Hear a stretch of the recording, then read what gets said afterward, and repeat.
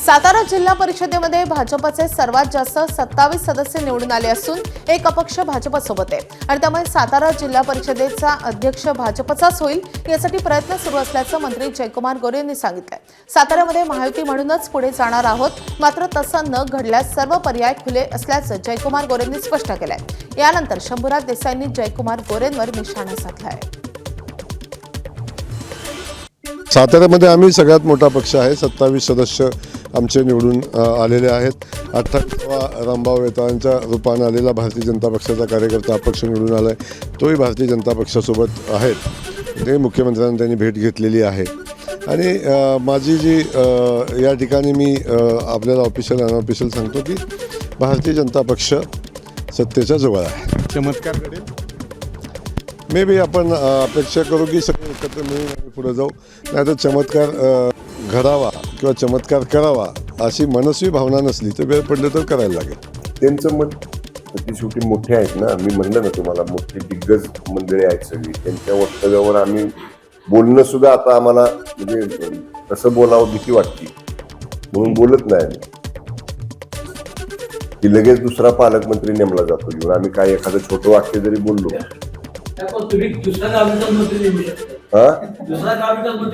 मला तो अधिकार नाही ना सर, त्यांना आहेत अधिकार पालकमंत्री नेमण्याचे, तसे मला नाहीत ना।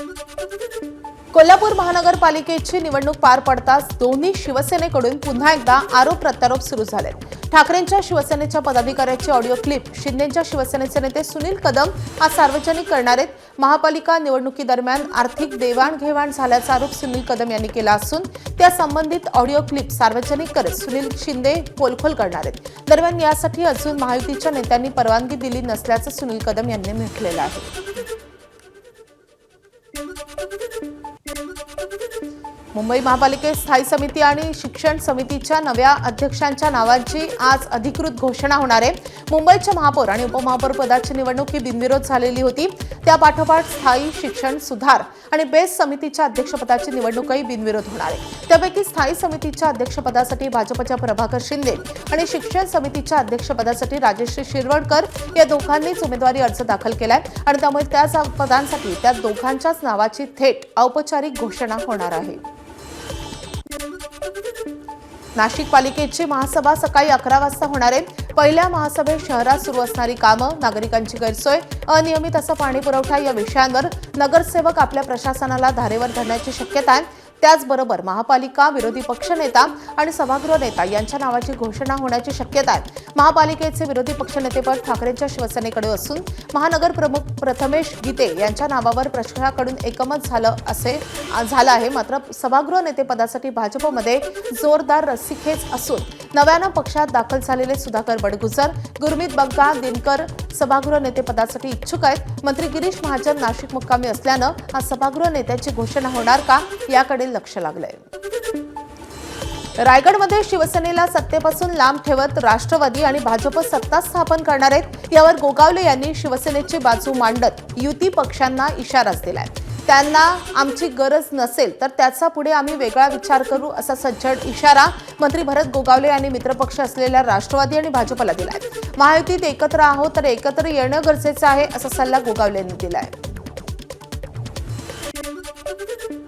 तो त्यांचा विचार का असू शकतो, परंतु महायुतीमध्ये जर एकत्र यायचं असेल तर सगळ्यांनी येणं गरजेचं आहे। अन्यथा मग पुढे येणाऱ्या विधान परिषदा असतील, लोकसभा असतील, त्यावेळेला पण मग आम्हाला विचार करावा लागेल, हे पण तुम्हाला सांगून टाकतो।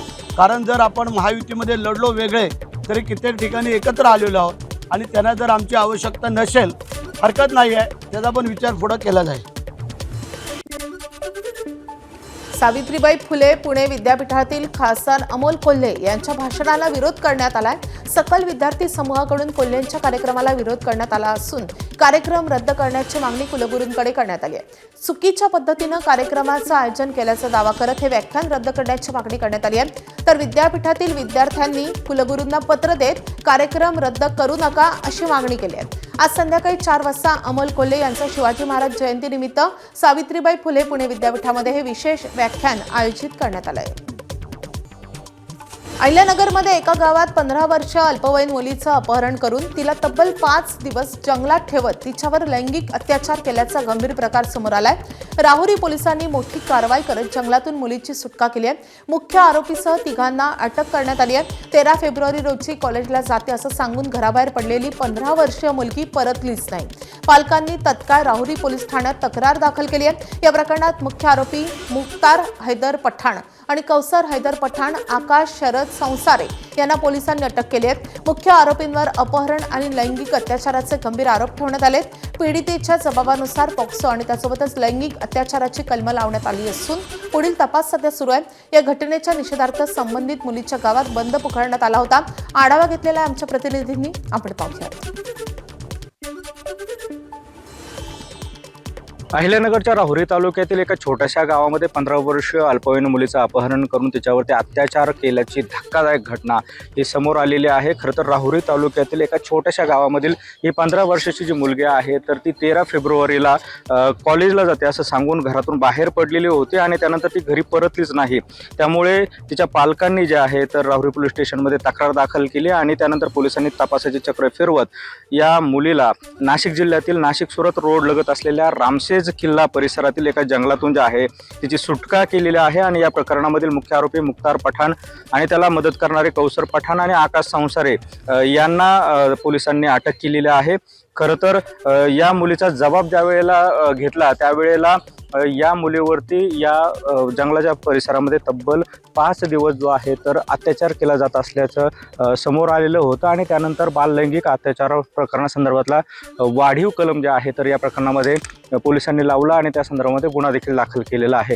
एकूणच जर बघितलं तर हे सर्व आरोपी जे आहेत तर ते संबंधित मुलीच्या गावाजवळच राहणारे आहेत आणि त्यांचे आणि या पीडितेच्या कुटुंबियांचे जे आहे काहीशी ओळख देखील आहे। मात्र अशा घटनेनंतर जे आहे कुठेतरी तीव्र संताप व्यक्त होतोय आणि या प्रकरणाला लव्ह जिहादचा अँगल दिला जात असल्यानं जे आहे राजकीय वातावरण देखील तापलेलं आहे। या संपूर्ण प्रकरणामध्ये जिल्हा बँकेचे संचालक अक्षय तरडिले यांनी तीव्र संताप व्यक्त करत लव्ह जिहाद विरोधी कायदा आणि धर्मांतर विरोधी कायदा जो आहे आगामी सिंहस्थ कुंभमेळ्याच्या पार्श्वभूमीवर नाशिक शहरावर आता सीसीटीव्हीची करडी नजर असणार आहे। शहरात 40 सिग्नलवर सीसीटीव्ही बसवण्यात आले असून आजपासून यंत्रणा कार्यान्वित होईल आणि त्यामुळे गुन्हेगारी कारवायांवर पोलिसांची करडी नजर तर राहीलच, शिवाय बेशिस्त वाहन चालक वाहतूक नियमांचं उल्लंघन करणाऱ्यांवरही कारवाई होणार आहे। बेशिस्त वाहन चालकांना ई चलनच्या माध्यमातून दंड आकारला जाईल आणि यामुळे यापुढे जो वाहतूक नियमाचं उल्लंघन करेल त्याला ऑनलाईन दंड आकारला जाईल।